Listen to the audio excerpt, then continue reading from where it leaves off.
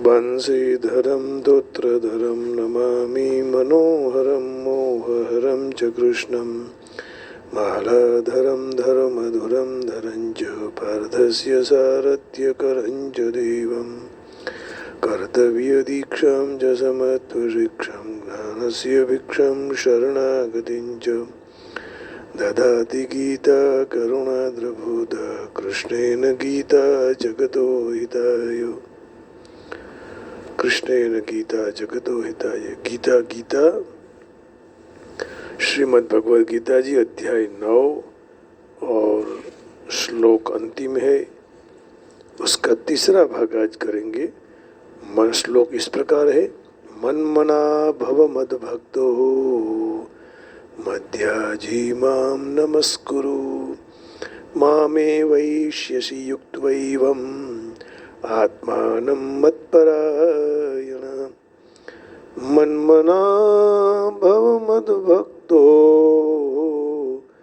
मध्याजी मां नमस्कुरु मामे वैष्यसि युक्त्वैवम् आत्मानं मत्परायण। तू मेरा भक्त हो जा, मुझ में मन रखने वाला हो, मेरा पूजन करने वाला हो, मुझे प्रणाम कर। इस तरह अपने को मुझ में पिरो देगा, मेरे परायण होगा तो मुझे ही प्राप्त हो जाएगा।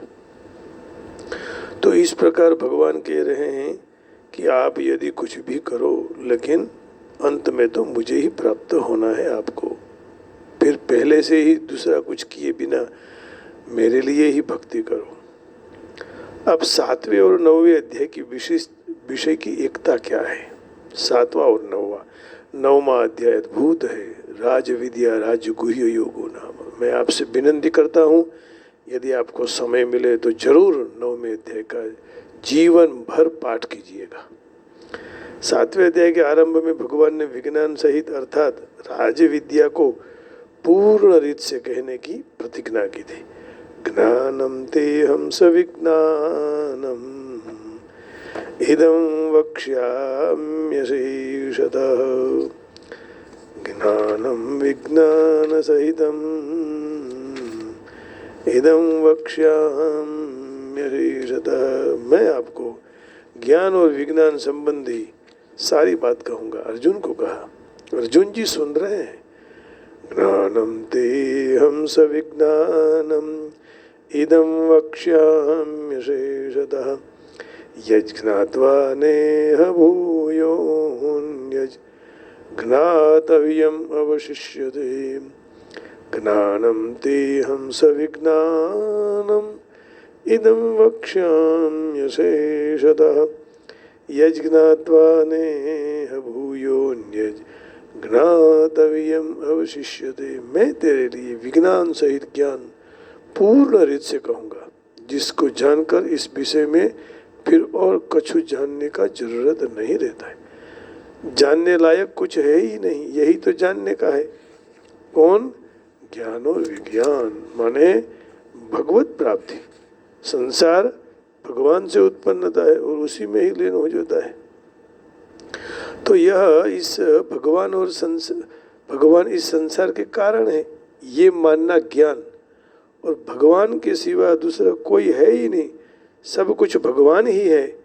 स्वयं भगवानज सब कुछ बने हुए हैं, ऐसा अनुभव होना विज्ञान है। तो ज्ञान और विज्ञान दोनों की बात। और कहा ना 9वें अध्याय के प्रथम श्लोक, इदं तु ते गुह्यतमं प्रवक्ष्याम्यनसूयवे ज्ञान विज्ञान सहितम। 9वें अध्याय का प्रथम श्लोक। भगवान कह रहे हैं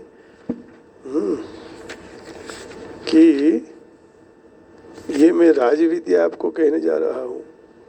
इदं तु ते गुह्यतमं प्रवक्ष्याम्यनसूयवे ज्ञानं विज्ञान सहितं यज्ञात्वा मोक्ष्यसे शुभात् अशुभात्। यह अत्यंत गोपनीय विज्ञान सहित ज्ञान दोष दृष्टि रहित तेरे लिए मैं कह रहा हूँ और ठीक तरह से कहूँगा, जिसको जानकर अशुभ से, अशुभ माने जन्म मरण रूपी संसार से तू मुक्त हो जाएगा। ज्ञानम तेहं सविज्ञानम इदं वक्ष्याम्यशेषतः। अब कहा इदं तु ते गुह्यतमं प्रवक्ष्यामनसूयवे ज्ञानं विज्ञान सहितं यज्ञात्वा मोक्षसे शुभात्। ऐसा कहकर अपनी तरफ से विज्ञान सहित ज्ञान कहने का शुरू कर देते हैं। 7वें अध्याय में भगवान ने 30 श्लोक में कहा। इसी विषय को 9वें अध्याय के आरंभ से लेकर 10वें अध्याय के 11वें श्लोक तक भगवान कहते ही रहे। इन श्लोकों में जो बात कही है अर्जुन पर इसका बहुत प्रभाव पड़ रहा है, बहुत प्रभाव पड़ा, जिससे वह 10वें अध्याय के 12वें श्लोक से 18वें श्लोक तक भगवान की स्तुति और प्रार्थना करते हैं। तात्पर्य ये हुआ कि 7वें अध्याय में जो कही गई बात भगवान ने 9वें अध्याय में संक्षिप्त से, विस्तार से अथवा प्रकार भेद से कही। 7वें अध्याय के पहले श्लोक में मैया सक्त मना पार्थ, मैया सक्त, मैया मैया हिंदी में नहीं है, नहीं तो फिर मैया हो जाएगा। मैया सक्त मना पार्थ योगम युञ्जन मदाश्रयः असंशयं समग्रं मां यथा ज्ञास्यसि तच्छृणु। हे पृथानंदन, मुझ में आसक्त मन वाला मेरे आश्रित होकर योग में जुड़ जा। जिस तरह से मेरे समग्र रूप को निस्संदेह जान जाएगा, उसी तरह उसी को ही सुन ले, है ना।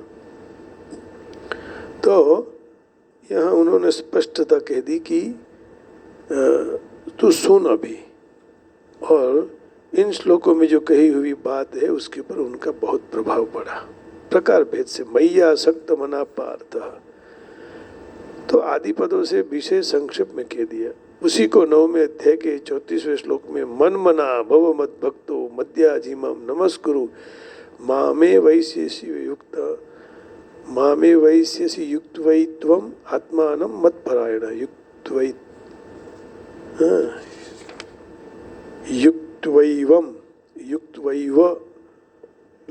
मामे वैश्यसि युक्त्वैवम आत्मानं मत्परायण।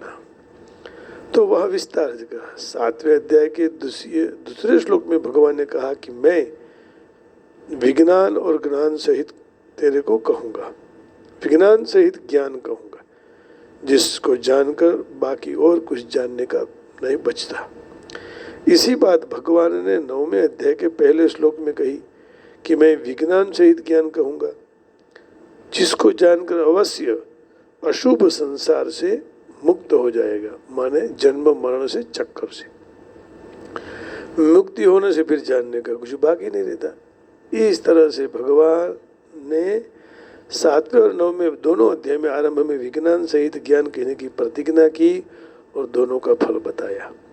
7वें अध्याय के तीसरे श्लोक में भगवान ने कहा कि हजारों में से कोई भी एक मनुष्य वास्तविक सिद्धि के लिए प्रयत्न करते हैं। मनुष्याणां सहस्रेषु कश्चित् यतति सिद्धये यततामपि सिद्धानां कश्चिन्मां वेत्ति तत्त्वतः। लाखों लोगों में से कोई ही प्रयत्न करता है मुझे प्राप्त करने के लिए। मनुष्याणां कह सहस्रेषु कश्चित् यतति यततामपि सिद्धानां, इसमें से भी कोई ही मुझे प्राप्त कर सकते हैं। यत्न ही नहीं करते हैं, यत्न करने वाले में कोई ही मुझे तत्व से जान सकते हैं। इसका कारण 9वें अध्याय के तीसरे श्लोक में भगवान ने बताया। 9वां अध्याय का तीसरा श्लोक। ऐसा क्यों होता है कि वो मुझे भजते नहीं हैं और भजने के बाद भी प्राप्त करने में कठिनाई उत्पन्न होती है? क्योंकि वो श्रद्धा रहित है ना। अश्रद्धाना पुरुषा धर्मस्यास्य परन्तप अप्राप्य मां निवर्तन्ते मृत्यु संसार वर्त्मनि। हे परंतप, इस धर्म के महिमा पर श्रद्धा रहित मनुष्य अपने को मुझे न प्राप्त होते हुए मृत्यु रूपी संसार के चक्र में भटकते रहते और बारंबार जन्मते मरते रहते हैं। तो यहाँ भगवान ने ये कह दिया कि भाई ऐसा करने से उनकी श्रद्धा न हो तो फिर कैसे प्राप्त हो सकते हैं, और वह मुझे प्राप्त न होकर मृत्यु के मार्ग की ओर चल देते हैं। बारंबार जन्म मरण है ना, चलता ही रहता है। पुनरपि जननम पुनरपि जननम पुनरपि मरणम पुनरपि जननी जठरे शयनम यह संसारे खलु दुस्तारे कृपया पारे पाहि मुरारे भज गोविंदम गोविंदम भज मूढ़मते। तो 7वें अध्याय के 6ठे श्लोक में भगवान ने अपने को खुद को सारे जगत के प्रभव और प्रलय बताया। प्रभव प्रलयस्तथा 7वें अध्याय के 6वें श्लोक में देख लेते हैं। प्रभव प्रलयस्तथा प्रभव प्रलयस्तथा 7वें अध्याय के ना, प्रभव प्रलयस्तथा 7वें अध्याय के 6ठे श्लोक में 6वां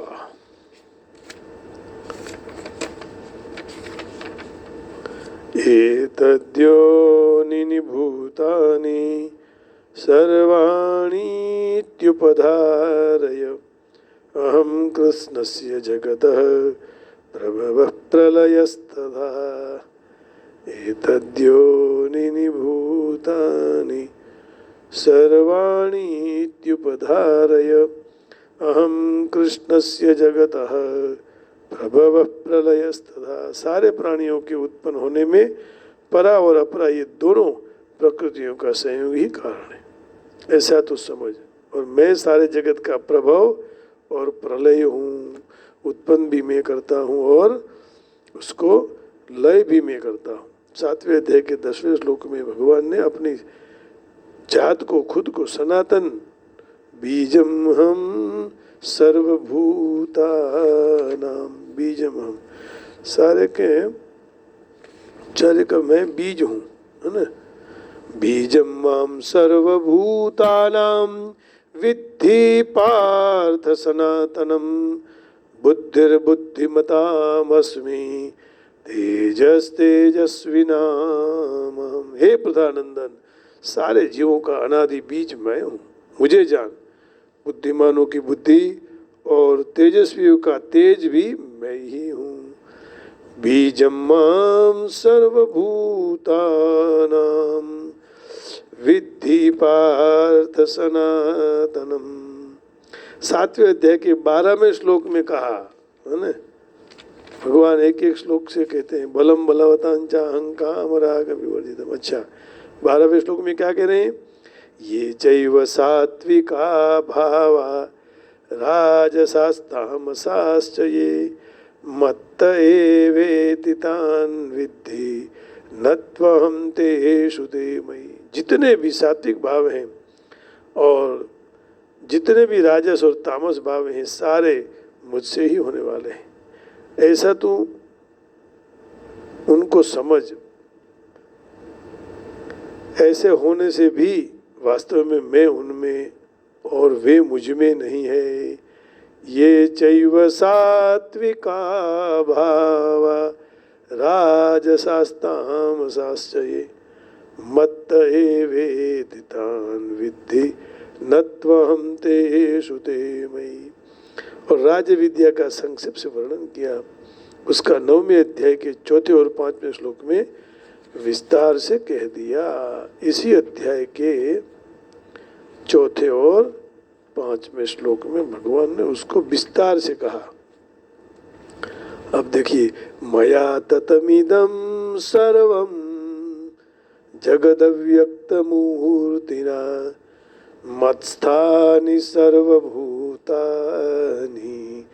न चाहं तेष्वस्थितः न च मत्स्थानि भूतानि पश्य मे योगमैश्वरम् भूतभृन्न च भूतस्थो ममात्मा भूतभावनः न च मत्स्थानि भूतानि पश्य मे योगमैश्वरम् भूतभृन्न च भूतस्थो ममात्मा भूतभावनः। और 7वें अध्याय के 13वें श्लोक में भगवान ने सारे प्राणियों को 3 गुणों से मोहित बताया। सारे प्राणी मोहित हो जाते हैं इन 3 गुणों से। त्रिभिर्गुणमयैर्भावैः एभिः सर्वमिदं जगत् मोहितं नाभिजानाति मामेभ्यः परमव्ययम्। इन तीनों गुण रूपी भावों से मोहित और सारा जगत प्राणी मात्र इन तीनों गुणों से अतीत अविनाशी ऐसे मुझे नहीं जानते हैं, है ना।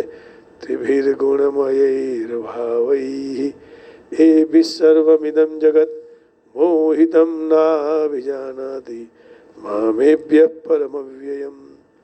9वें अध्याय के 8वें श्लोक में सारे प्राणियों को प्रकृति के परवश दिखा दिया। 9वें अध्याय के 8वें श्लोक में। अब इसी अध्याय के 8वां श्लोक देखेंगे। जो सब प्राणी प्रकृति के वश हो जाते हैं। प्रकृतिम स्वामवष्टभ्य विसृजामि पुनः पुनः भूतग्राम इमं कृष्णम अवशं प्रकृतेर्वसात्। तो यहाँ प्रकृति के बस में होने से परतंत्र हुए संपूर्ण प्राणी समुदाय की कल्पों के आदि में मैं प्रकृति में वश करके बारंबार रचना करता हूँ, है ना। मक्खन है सात्विक है, छाछ तामस है, और जो विलोन की क्रिया है वो राजस है। तो सात्विक राजस तामस इससे तो जीव पैदा होते हैं, अर्थात कोई भी सत्व प्रधान है, कोई रज प्रधान है, कोई तम प्रधान है। तो सारे प्राणी प्रकृति के परवश हो गए। 7वें अध्याय के 14वें श्लोक में भगवान ने ये कहा। 7वें अध्याय के 14वें श्लोक में ये दोनों का अभी तुलनात्मक अध्ययन चल रहा है ना, कि 7वें अध्याय में क्या कहा और 9वें अध्याय में भगवान क्या कहना चाह रहे हैं। तो 14वें श्लोक में भगवान बोले, दैवी येषा गुणमयी मम माया दुरत्यया मामेव ये प्रपद्यन्ते मायामेतां तरन्ति ते। जो मनुष्य मेरे शरण में आ जाते हैं वो मेरी माया को तैर जाते हैं। और 9वें अध्याय के 22वें श्लोक में 22 इसमें भगवान कुछ और बताते हैं। दोनों का साथ में यदि अध्ययन करें तो इससे और आनंद आता है। अनन्याश्चिन्तयन्तो मां ये जनाः पर्युपासते तेषां नित्याभियुक्तानां योगक्षेमं वहाम्यहम्। तो अनन्य भक्त जो अनन्य भक्त मेरा चिंतन करता रहता है, मेरी उपासना करता है, तो मैं उसका योगक्षेम वहन करता हूँ। 7वें अध्याय के 15वें श्लोक में, अब देखिए 7वें अध्याय के 15वें श्लोक में जाएंगे तो वहाँ क्या कहें। नमाम दुष्कृतिनो मूढ़ा प्रपद्यन्ते नराधमः मायया परुतज्ञान आसुरं भावमाश्रितः। माया के द्वारा जिनका ज्ञान हरा हुआ है, थका हुआ है, आसुरी भाव आश्रय लेने वाले मनुष्यों में अत्यंत अधम और पाप करने वाले मूढ़जन मेरे शरण नहीं आते हैं। ऐसा कहने के बाद भी भगवान ने ये कहा कि अपिचेत सुदुराचारो भजते मामनन्य भाग साधुरेव समन्तव्यः सम्यक व्यवहितो हि सः। अब भगवान कहते हैं 7वें अध्याय के 15वें श्लोक में, नमाम दुष्कृतिनो मूढ़ा।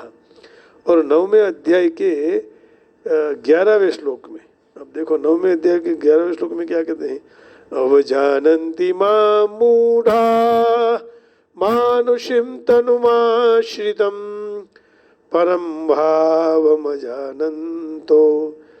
मम भूतमहेश्वरम।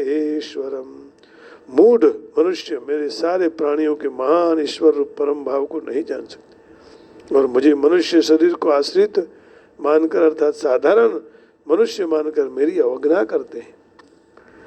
ये बात कही। अब 9वें अध्याय के 12वें श्लोक में, मोघाशा मोघ कर्माणा मोघ ज्ञान विचेतसः राक्षसीम आसुरीम चैव प्रकृतिम मोहिनीम श्रिता। जो आसुरी राक्षसी और मोहिनी प्रकृति का ही आश्रय लेता है, ऐसा अविवेकी मनुष्यों की सारी आशाएं व्यर्थ हो जाती, सारे शुभ कर्म व्यर्थ हो जाते, सब ज्ञान व्यर्थ हो जाते, अर्थात उनकी आशा कर्म और ज्ञान समझ सफलता देने वाले नहीं होते हैं।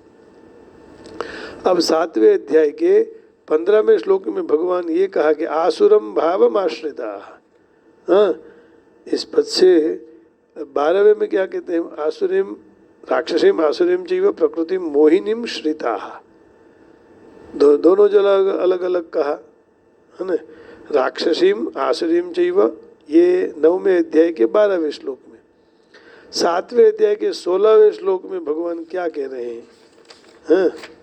इसको देख ले। चतुर्विधा भजन्ते माम जना सुकृतिनो अर्जुन आर्तो जिज्ञासुरर्थार्थी ज्ञानी च भरतर्षभ। यहाँ सुकृति न कहा, सुकृति न का अर्थ यहाँ क्या किया, उत्तम कर्म करने वाले, फिर वो अर्थार्थी हो, आरती हो, जिज्ञासु हो, ज्ञानी हो, 4 प्रकार जो मनुष्य मुझे भजते हैं, मेरे शरण में आते हैं, तो उनका फिर क्या होता है, वो आगे श्लोक में कहा कि उनका मंगल ही होता है। तेषां ज्ञानी नित्ययुक्त एक भक्तिर्विशिष्यते प्रियो हि ज्ञानिनोत्यर्थम अहम सच मम प्रियः। तो महात्मानः 13वें श्लोक में क्या कहा, महात्मानः महात्मानस्तु मां पार्थ दैवीं प्रकृतिम् आश्रिताः भजन्त नन्य मनसो ज्ञात्वा भूतादिव्ययम्।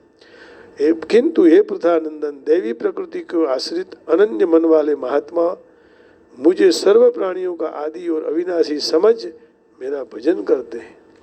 और ऐसे करते हैं तो फिर कैसे, सततम कीर्तयन्तो माम यतन्तश्च दृढव्रतः नमस्यन्तश्च माम भक्त्या नित्ययुक्ता उपासते। तो यहाँ 7वें अध्याय के 16 में से 18वें श्लोक तक सकाम और निष्काम भक्तों को 4 प्रकार बताए। 9वें अध्याय से 30 श्लोक से 33वें श्लोक तक वर्ण आचरण और व्यक्ति के कारण, व्यक्तित्व के कारण भक्तों के 7 भेद बताए। 7वें अध्याय के 19वें श्लोक में भगवान ने कहा कि वासुदेव सर्वमिति स महात्मा सुदुर्लभः। 9वें अध्याय के 19वें श्लोक में कहा भगवान ने अपनी दृष्टि से सदसच्चा हमर्जनम। 9वें अध्याय के 19वें श्लोक में भगवान ये कह रहे हैं कि सद असत सब मैं कुछ ही हूँ, सब कुछ मैं ही हूँ। तपाम्यहमहं वर्षम निगृह्णाम्य सृजामि च अमृतं चैव मृत्युश्च सदसच्चाहम अर्जुन। भगवान से विमुख होकर अन्य देवताओं की उपासना करने में खास 2 कारण है। पहला कारण कामना है और दूसरा भगवान को पहचानना, न पहचानना। तो 7वें अध्याय के 20वें श्लोक में भगवान ने कामना के कारण देवताओं के शरण होने की बात कही। 9वें अध्याय के 23वें श्लोक में भगवान को न जानने के कारण देवताओं का पूजन करने की बात कही। 7वें अध्याय के 23वें श्लोक में सकाम पुरुषों को अंत वाला नाशवान फल मिलने की बात कही और 9वें अध्याय के 21वें श्लोक में सकाम पुरुषों की आवागमन की प्राप्त थवानी बात कह दी है ना। तो पहले हम लेते हैं 7वें अध्याय के 20वें श्लोक में है, 7वें का 20वां श्लोक।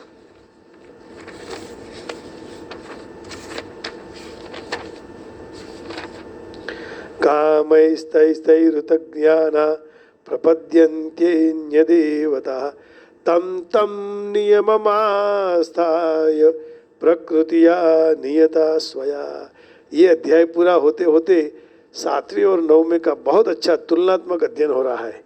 तो ते कामनाओं के द्वारा जिनका ज्ञान हरा जा चुका है, ऐसे मनुष्य अपनी अपनी प्रकृति अर्थात स्वभाव से प्रेरित होकर वे अर्थात देवताओं के वे नियम को धारण कर अन्य देवताओं के शरण हो जाते हैं।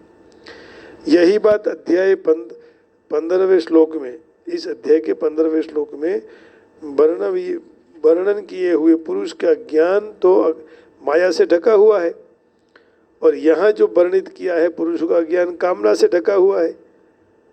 तो वहाँ के जो पुरुष है वह कामना पूर्ति के लिए जड़ पदार्थों का आश्रय लेते हैं, यहाँ कामना पूर्ति के लिए अन्य देवताओं का आश्रय लेते हैं। वहाँ पुरुष दुष्टता के कारण नरक में जाते हैं, और यहाँ पुरुष कामना के कारण बारंबार जन्म मरण को प्राप्त होते हैं। तो इसी अध्याय के 15वें श्लोक में भगवान ने ये कहा कि माया से जुड़े हुए लोग, कामना से जुड़े हुए लोग कुछ मांगते मांगते फिर नष्ट हो जाते हैं, फंस जाते हैं, निकल नहीं पाते हैं। और निकलने के लिए हम लोगों को ये प्रयत्न करना चाहिए, लेकिन हम लोग नहीं करते हैं। नवाम दुष्कृतिनो मूढ़ा प्रपद्यन्ते नराधमः मायया परुतज्ञान आशुरम भवमश्रितः। फिर 7वें अध्याय के 23वें श्लोक में है ना, भगवान ये कह रहे हैं, 7वें अध्याय का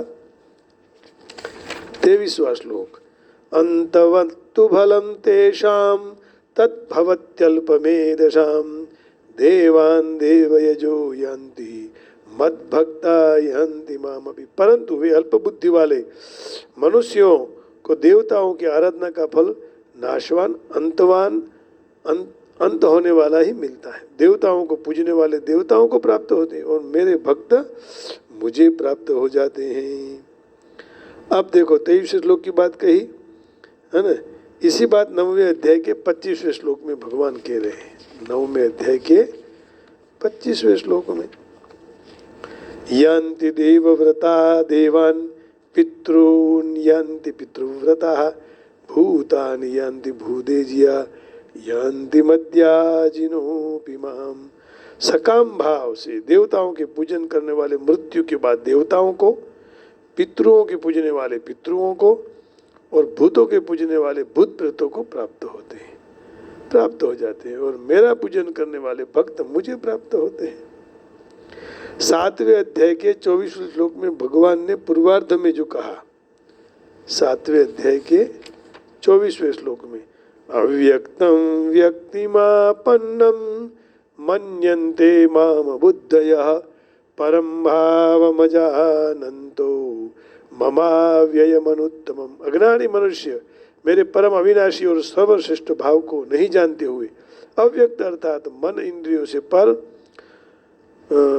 ऐसे मुझ सच्चिदानंद घन परमात्मा को मनुष्य की जैसे शरीर धारण करने वाले मानते हैं, और इसीलिए उनको भगवान में हूँ ऐसी श्रद्धा नहीं होती है। और जब ये श्रद्धा नहीं होती तो फिर वो भगवान के कैसे मान लेंगे, है ना। मनुष्य शरीर धारण करने वाले भगवान है ऐसा मानते हैं, जो ठीक नहीं है ना। और 7वें अध्याय के 24वें श्लोक में कह दिया। तो इसी को 9वें अध्याय के 11वें श्लोक के पूर्वार्ध में, अवजानन्ति मम मूढ़ा मानुषीं तनुमाश्रिताः, 7वें अध्याय के 24वें श्लोक में कहा ना, 7वें अध्याय के 24वें श्लोक में पूर्वार्ध में ये बात हो गई। अब 9वें अध्याय के 11वें श्लोक में ये 9वां अध्याय है। उसका 11वां श्लोक में भगवान ने ये कहा,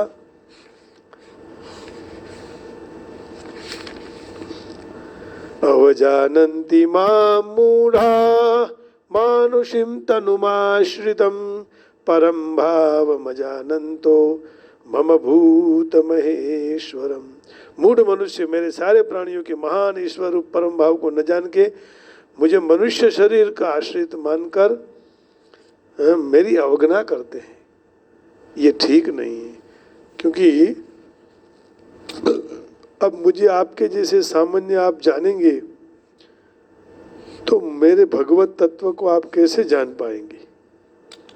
तो भगवत तत्व को जानने के लिए इसका अभ्यास करना चाहिए।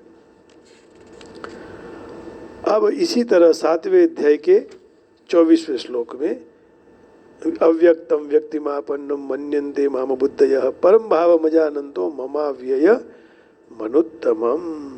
उसी को 9वें अध्याय के 11वें श्लोक में भगवान कह रहे हैं, अवजानन्ति मम मूढ़ा मानुषीं तनुमाश्रितं परम भावमजानन्तो मम भूत महेश्वरम। तो 7वें अध्याय के 27वें श्लोक में भगवान ने ये कहा, इच्छा द्वेष समुत्थेन द्वंद्व मोहेन भारत सर्वभूतानि सम्मोहम सर्गे यान्ति परंतप। हे भरतवंश में उत्पन्न शत्रुतापन अर्जुन, इच्छा राग और द्वेष से उत्पन्न होने वाले द्वंद्व मोह के कारण सारे प्राणी संसार में अनादिकाल से मूढ़ता को अर्थात जन्म मरण को प्राप्त हो जाते हैं।